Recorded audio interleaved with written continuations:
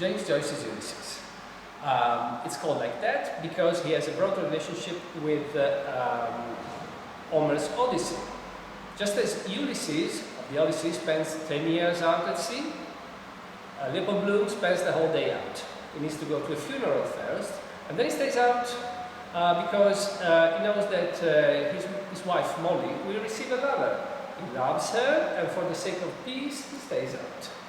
And then later on he meets with the third main character, which is Stephen Dedalus, who stands for Telemachus. So this is all we need to know. Now we are at chapter 10. Chapter 10 is 3 p.m.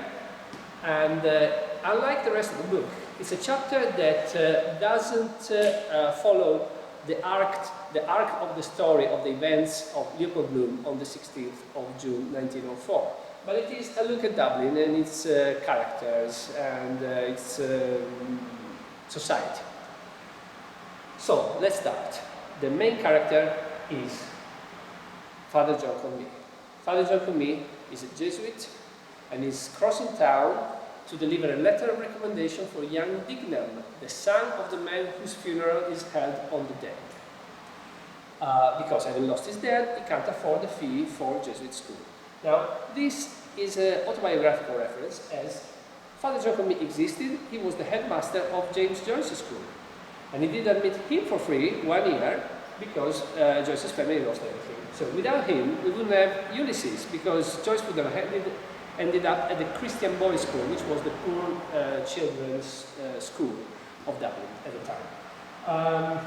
Much of the chapter is about him and James Joyce having fun at him, taking the mickey at him for the way he thinks, because he thinks exactly like you would expect a Jesuit, an Irish Jesuit of 1904 to think. He's paternalistic and dogmatic and all that. So I started with this illustration because being in Dublin, there are quite a few priests around. And here they cross. So how do priests cross each other? With crosses. Here they are, priests crossing each other. I read this passage because it is quite amusing. So, just a second. Here it is. On Newcomen Bridge, the Very Reverend John Combe F.J. of St. Francis Xavier's Church, Upper Gardiner Street, stepped on to an outward-bound tram. Off an inward-bound tram stepped the Reverend Nicholas Dudley, C.C. of St. Agatha's Church, North William Street, onto Newcomen Bridge. Here it is, a little choreography. Off a tram that is going one direction, one priest goes down. Up a tram that goes in the opposite direction, one priest goes up. So that's what it is. Let's look at another priest. This one. Father Bob. Father Bob is a defrocked priest. He's been expelled from the church, and yet he still goes around dressed like a priest with a dog collar. Everybody calls him Father Bob. He's full of debts. There are 2 debt collectors looking for him. He's keeping a low profile until someone tells him, "Hey Bob, isn't it true you received a writ, an injunction for your arrears for your landlord?" "Yes, indeed." "Well, therefore you're free, because it takes precedent. You can't pay anybody else until you have paid your landlord. You're free." That's such a great news. And this is another autobiographical note which explains why in Trieste, where James Joyce lived for 10 years, there are so many buildings with a plaque in front with written, "James Joyce lived here between this date and this date," because he wasn't that good at paying rent. And here we have Blaise Spoiler. Blaise Spoiler is a theatre impresario. He's Molly's boss. She's a singer of light theatre. And he's also her lover. He's going to her to have a meeting, a carnal meeting. And on the way he stops at a grocer to buy a basket full of fruit with a bottle of wine to have it delivered to her in anticipation of his arrival. But since he's there, he quite fancies also the shopkeeper. So he puts a flower in his mouth and he starts to flirt heavily. He looks down her shirt and there's this description of these juicy pears. It's all very erotic. He's objectifying the shop assistant. So here she is, objectified into the basket.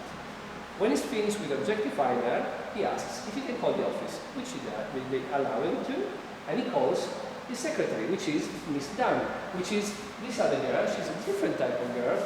She's an emancipated girl. It's 1904 is the time of women's emancipation and suffragettes. And she manages herself in the office whilst her boss is around town. She has all the modern technology, a telephone, a typewriter, and she has a book that she borrowed from the library. And it was the first crime novel with a female protagonist. She looks outside the window, and there is the poster of the vaudeville star Mary Campbell. She admires her dress and thinks of the skirt that she would like to have made for her to go dancing with. And when Boylan calls, she asks if she can go out of the office earlier, because she wants to go dancing. So, she's a young girl, emancipated, that thinks about her desires, not the one of the man that she has to submit to. So, of the three women that have to do with Boylan, she's the one that manages herself the best. These are the different type of women. There are young women in Irish society at the time, as depicted by Joyce in this chapter. Now let's move on to this one. This is Connie Kelleher. He works as the funeral director. There's been the funeral of Dignam. He's also a police informant. And well, there is this passage which is quite sensual. Connie Kelleher closed his long daybook and glanced with his drooping eye at the pine coffin lid centered in a corner. He pulled himself erect, went to it and spinning it on its axle viewed its shape and brass furnishing, chewing his blade of hay, and so on and so on. So here he is, chewing his blade of hay, and with the coffin lid, because of this relationship with the coffin, which is a Eros and Thanatos type of thing, death of course being an important thing also here in this book, I made this series of five tango poses with pastels of Connie Kelleher dancing the tango with the coffin.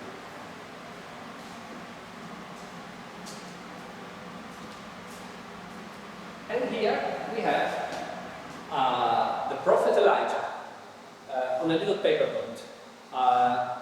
It's slightly different in the book. There is a piece of paper floating on the river, and on it there is written, Elijah is coming. Now, this piece of paper was given to Bloom at an earlier chapter. He didn't know what to do with it, he threw it in the river, and now it comes back. Joyce tells us during the chapter that it is in front of a certain point, under a certain bridge, near a certain building. It keeps coming back. Elijah is coming. Well, this is a metaphor, of course. Elijah was a major prophet of the Old Testament. He announced the arrival of the Messiah for the Jews. And therefore, because Bloom is a Jew, this is about him and his being other respect to his society because of his Jewishness. People, when they speak about him and he's not present, they call him the Jew. There are anti-Semitic remarks at the part. So, and Bloom is much modeled upon Italo Svevo, Joyce's great friend here in Trieste, who was a Jew. So this is about Jewishness being something else because of the relations, because of a religion that is not the one of the majority. Even though the fact that he threw the piece of paper in the river was made a metaphor about him rejecting religion altogether. So he's a secular man. But that doesn't matter, still seen as a Jew. And this is a moment when, one of those when Joyce has fun about the ideas of his own headmaster, Father John Connery. Father John Connery is walking alongside the river and he sees this wonderful idyllic scene on the other side. There is this bargeman who's smoking amidst boats. He has a very large boat full of turf, the Irish call.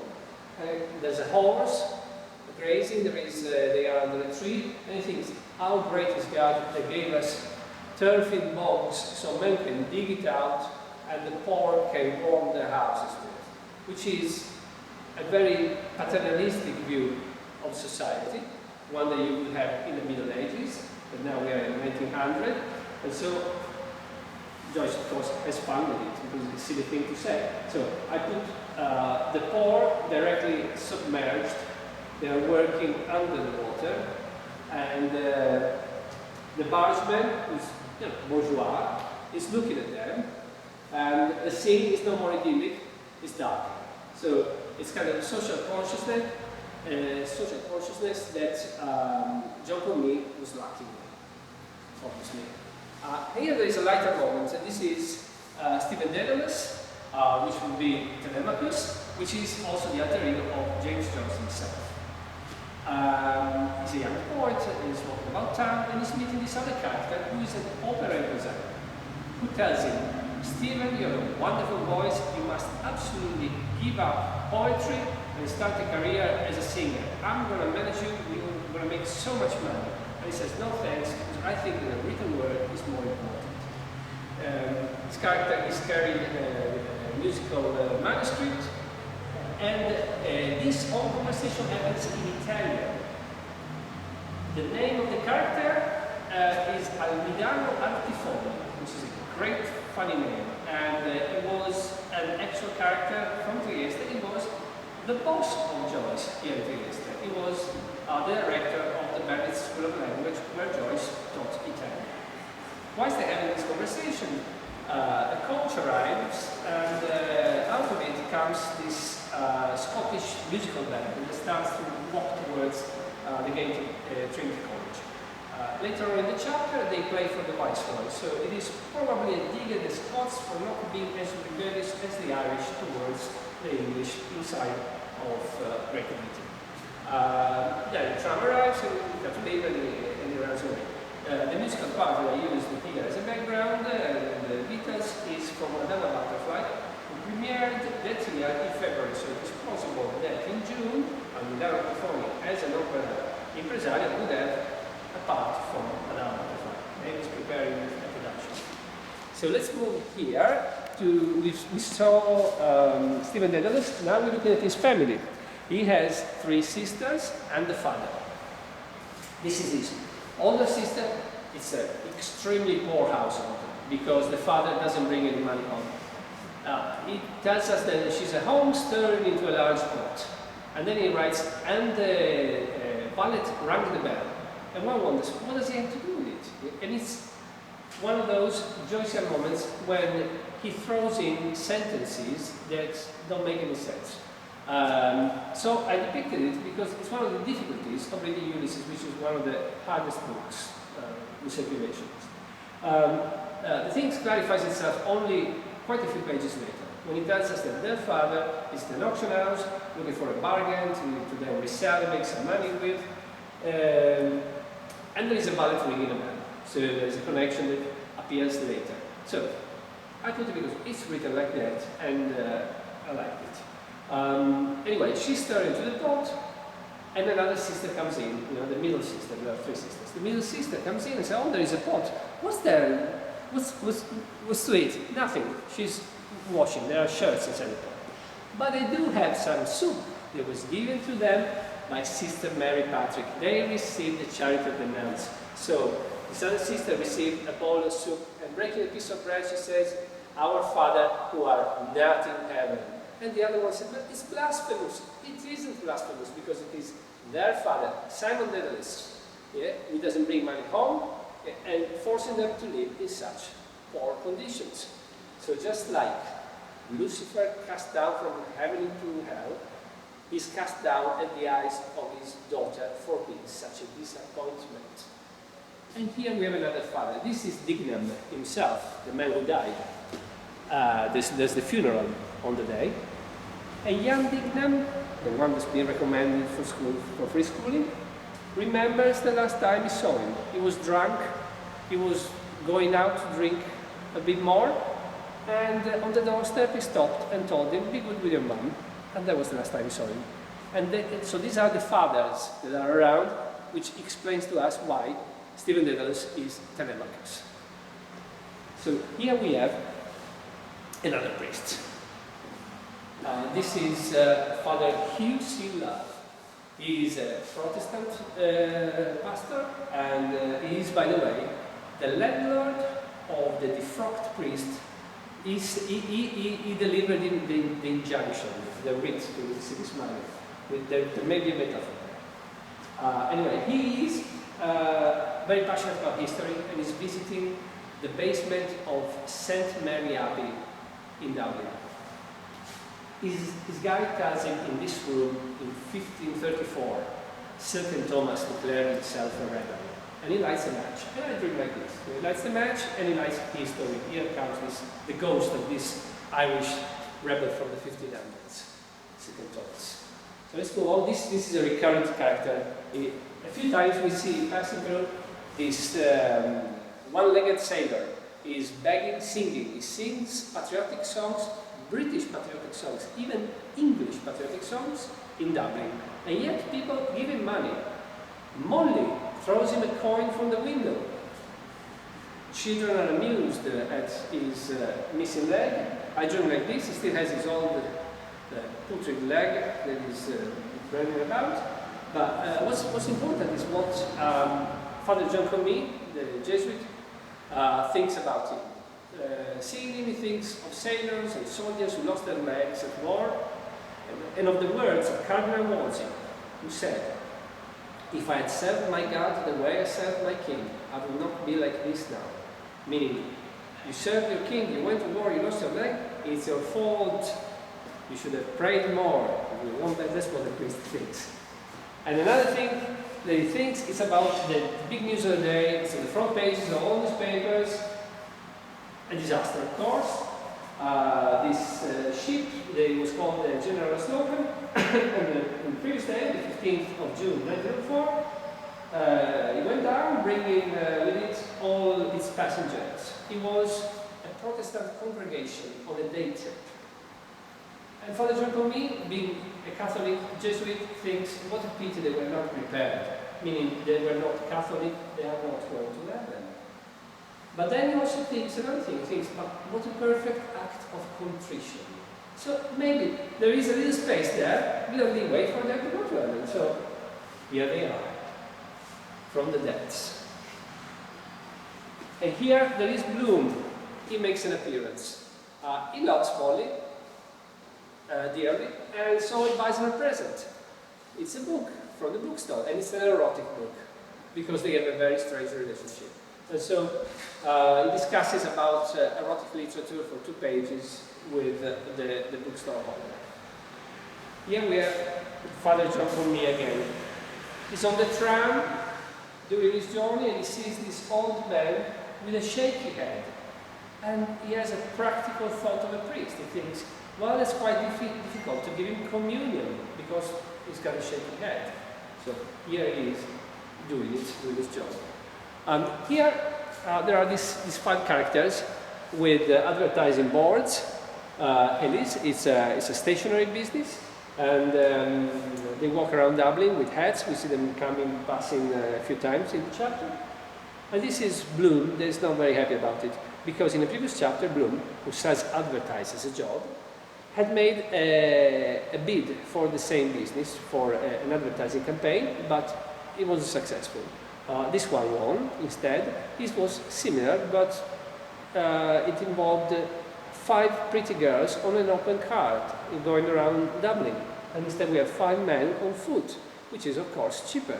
So there he is, disgruntled Bloom. So here,